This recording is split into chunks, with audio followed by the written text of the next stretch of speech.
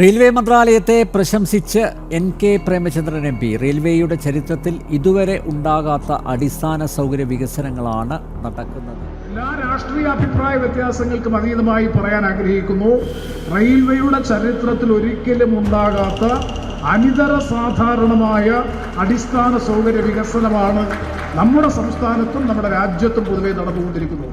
അതിവേഗ റെയിൽ മുതൽ എയിംസ് വരെ ചോദിച്ച നമ്മുടെ കേരളത്തിന് ആമമുട്ട സമ്മാനം തന്ന അതേ മോദി സർക്കാരിനെ തന്നെയാണ് കൊല്ലം എം.പിയും UDF നേതാവുമായ എൻ.കെ. പ്രേമചന്ദ്രൻ ഇങ്ങനെ വാനോളം പുകഴ്ത്തുന്നു. മോദിയോടൊപ്പം കുടിച്ച ചായയുടെ മധുരം നാവിൽ നിന്ന് ഇപ്പോഴും മാറാത്തത് കൊണ്ടാകും പ്രേമചന്ദ്രൻ പറയുന്നത് ചാണകത്തിന് ഇപ്പോൾ ചന്ദനത്തിന്റെ മണമാണെന്നൊക്കെയാണ്. ഇനിയും UDFും കോൺഗ്രസും BJPയെ പ്രതിരോധിക്കുമെന്നൊക്കെ സ്വപ്നം കണ്ട് പാരലൽ വേൾഡിൽ ജീവിക്കുന്ന കോൺഗ്രസ് ലീഗ് അനുഭാവികളോട് ഒരു ചോദ്യം ചോദിച്ചു.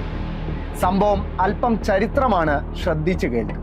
പണ്ട് 1999 മാസങ്ങൾ മാത്രം ആയുസുണ്ടായിരുന്ന BJPയുടെ കൂട്ടുകക്ഷി സർക്കാരിന് ജയലളിതയുടെ AADMK പിന്തുണ പിൻവലിച്ചപ്പോൾ ഒരൊറ്റ MPയുടെ വോട്ടിന്റെ ബലത്തിലാണ് പ്രതിപക്ഷം BJP ഭരണത്തിന് അന്ത്യം കുറിച്ചത്.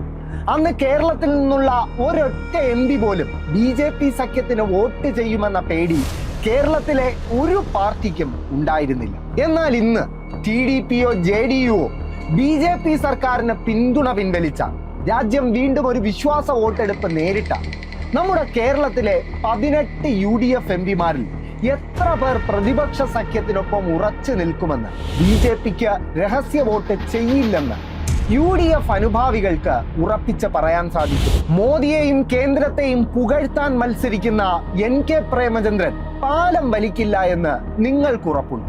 ശശി തരൂർ മറുകണ്ഠം ചാടില്ലെന്ന് ഉറപ്പ് പറയാൻ ഏതെങ്കിലും കോൺഗ്രസ് പ്രവർത്തകന് പറ്റും? എന്തിനേറെ പറയുന്നു, 18 UDFന്റെ MPമാരിൽ ബഹുഭൂരിപക്ഷം പേരും സംശയത്തിന്റെ നിഴലിൽ നിൽക്കില്ലേ?